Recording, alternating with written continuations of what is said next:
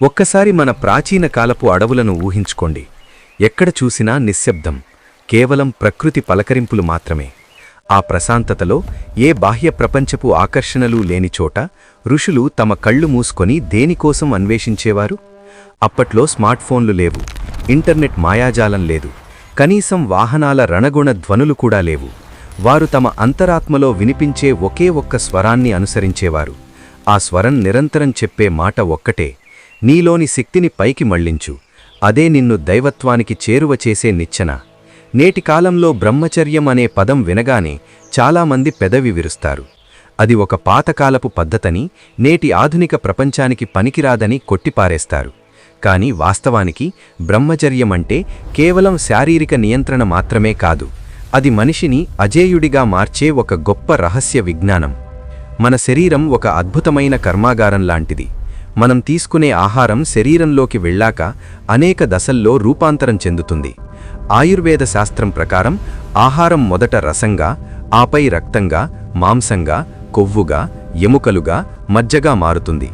ఈ సుదీర్ఘమైన ప్రక్రియలో చిట్టచివరిగా తయారయ్యే అత్యంత శక్తివంతమైన ద్రవమే వీర్యం. ఇది కేవలం ఒక శారీరక పదార్థం కాదు, ఇది మీ జీవశక్తికి నిలువటద్దం. ఒక్క చుక్క వీర్యంలో కోట్లాది జీవకణాలు ఉండి కొత్త జీవాన్ని సృష్టించగల సామర్థ్యం కలిగి ఉంటాయంటే అది ఎంతటి శక్తివంతమైనదో అర్థం చేసుకోవాలి. మన శరీరం ఇంత కష్టపడి తయారు చేసిన ఈ అమూల్యమైన శక్తిని మనం కేవలం క్షణిక సుఖం కోసం వృధా చేస్తున్నామా, లేక దాన్ని మన మేధస్సును, ఆరోగ్యాన్ని పెంచుకోవడానికి వాడుతున్నామా అన్నదే అసలైన ప్రశ్న. ఋషులు ఎలాంటి జిమ్ములకు వెళ్లకపోయినా, కృత్రిమమైన ప్రోటీన్ పౌడర్లు వాడకపోయినా వారి ముఖం ఎప్పుడూ ఒక తేజస్సుతో ఎందుకు వెలిగిపోతుందో తెలుసా? దానికి కారణం వారు పాటించిన ఊర్ధ్వరేతస్సు అనే ప్రక్రియ. అంటే శరీరంలో తయారైన వీర్యశక్తిని బయటకు పంపకుండా వెన్నెముక ద్వారా మెదడుకు చేరవేయడం. ఎప్పుడైతే ఈ శక్తి పైకి ప్రయాణిస్తుందో అది ఓజస్సుగా మారుతుంది. ఈ ఓజస్సు పెరిగిన కొద్దీ మనిషిలో జ్ఞాపకశక్తి, ఏకాగ్రత మరియు ఆత్మవిశ్వాసం అమాంతం పెరుగుతాయి. ఇది మూఢనమ్మకం కాదు, దీని వెనుక బలమైన శాస్త్రీయ కారణముంది. ఆధునిక విజ్ఞాన శాస్త్రం ప్రకారం కేవలం 7 రోజుల పాటు వీర్యరక్షణ పాటిస్తే శరీరంలో టెస్టోస్టిరాన్ స్థాయిలు దాదాపు 145% పెరుగుతాయని పరిశోధనలు నిరూపిస్తున్నాయి. ఈ హార్మోన్ పెరుగుదల వల్ల శరీరంలో శక్తి పెరగడమే కాకుండా మానసిక దృఢత్వం కూడా లభిస్తుంది. నేటి కాలంలో మనం డోపమైన్ అనే రసాయనానికి బానిసలవుతున్నాం. తక్షణ సుఖాన్నిచ్చే ప్రతి విషయం మన మెదడులో డోపమైన్ను విడుదల చేస్తుంది. దీనివల్ల మన మెదడు తన నియంత్రణను కోల్పోయి ఎప్పుడూ ఏదో ఒక అలజడికి లోనవుతుంటుంది. బ్రహ్మచర్యం పాటించే వ్యక్తిలో ఈ డోపమైన్ వృధా అడ్డుకోబడుతుంది. దీనివల్ల మనసు నిలకడగా మారుతుంది. స్వామి వివేకానంద వంటి మహనీయుల మాటల్లో అంతటి ఆకర్షణ ఉండడానికి కారణం వారిలోని ఈ వీర్యశక్తి వాక్కుగా మారడమే. వారు ఒక విషయాన్ని ఒక్కసారి చదివితే చాలు, అది వారి మెదడులో శాశ్వతంగా నిలిచిపోయేది. నికోలా టెస్లా వంటి గొప్ప శాస్త్రవేత్తలు కూడా తమ లైంగిక శక్తిని సృజనాత్మక ఆలోచనలుగా మార్చుకోవడం వల్లే ప్రపంచాన్ని మార్చే ఆవిష్కరణలు చేయగలిగారు. యోగశాస్త్రం ప్రకారం మన వెన్నెముక అడుగు భాగంలో కుండలిని అనే శక్తి నిద్రాణంగా ఉంటుంది. ఇది నివురుగట్టిన నిప్పులాంటిది. బ్రహ్మచర్యం అనే క్రమశిక్షణ ద్వారా ఈ నిప్పును రగిలించినప్పుడు అది సుషుమ్నా నాడి ద్వారా పైకి లేచి 6 చక్రాలను దాటుకుంటూ సహస్రార చక్రాన్ని చేరుతుంది.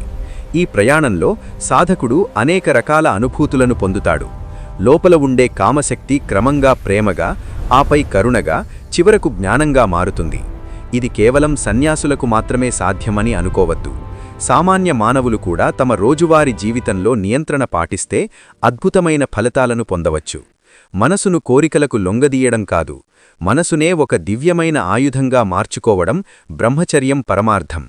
మీరు జీవితంలో ఏ రంగంలో ఉన్నా సరే, వ్యాపారం, విద్య లేదా క్రీడలు, మీకు కావాల్సింది అపారమైన శక్తి.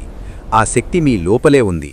అనవసరమైన ఆలోచనలతో, బాహ్య ప్రపంచపు ఆకర్షణలతో దాన్ని వృధా చేయకండి. ప్రతి రాత్రి మీ మనసు మిమ్మల్ని లోబర్చుకోవడానికి ప్రయత్నిస్తుంది. ప్రతి పగలు మాయాప్రపంచం మిమ్మల్ని ఆకర్షిస్తుంది. కానీ ఆ క్షణంలో నేను నా శరీరానికి యజమానిని, నా ఆత్మ చెప్పినట్లు నా శరీరం వినాలి అని గట్టిగా సంకల్పించుకోండి. ఈ పోరాటంలో మీరు నెగ్గితే ఈ విశ్వమే మీకు దాసోహం అంటుంది. మీరు చేసే ప్రతి పనిలో ఒక స్పష్టత వస్తుంది. మీరు మాట్లాడే ప్రతి మాటలో ఒక శక్తి కనిపిస్తుంది. మీ నాడీ మండలం ఎంత బలంగా ఉంటే మీరు అంతకాలం ఆరోగ్యంగా ఉంటారు. బ్రహ్మచర్యం పాటించే వారిలో నాడీ మండలం శుద్ధి చేయబడుతుంది. దీనివల్ల వృద్ధాప్యం త్వరగా దరిచేరదు. శరీరంలోని ప్రతి కణం కొత్త శక్తిని పుంజుకుంటుంది. ఇది ఒక రకమైన పునర్జన్మ లాంటిది. ఇక్కడ మనం అర్థం చేసుకోవలసిందేమిటంటే, బ్రహ్మచర్యం అంటే జీవితాన్ని ద్వేషించడం కాదు, జీవితాన్ని మరింత లోతుగా ప్రేమించడం. అత్యున్నతమైన ఆనందం కోసం చిన్న చిన్న సుఖాలను వదులుకోవడం.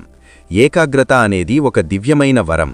అది కేవలం మనసును నియంత్రించిన వారికే లభిస్తుంది. చివరిగా, బ్రహ్మచర్యమనేది ఒక నిరంతర ప్రయాణం. ఇందులో ఓటములు ఉండవచ్చు, బలహీన క్షణాలు రావచ్చు, కాని పడి లేచినవాడే అసలైన వీరుడు. మీ లోపల ఉన్న ఆ దైవాత్మను మేల్కొల్పండి. మీ ప్రాణశక్తిని అమృతంగా మార్చుకోండి.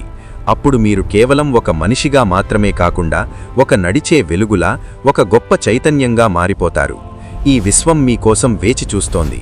మీలోని ఆ అపారమైన శక్తిని సరైన దిశలో మళ్లించి అద్భుతాలను సృష్టించండి. ఈ మార్గంలో నడవడం కష్టమే కావచ్చు, కానీ దానివల్ల కలిగే ఫలితం అజరామరం. మీ సంకల్పం దృఢంగా ఉంటే ఏదైనా సాధ్యమే.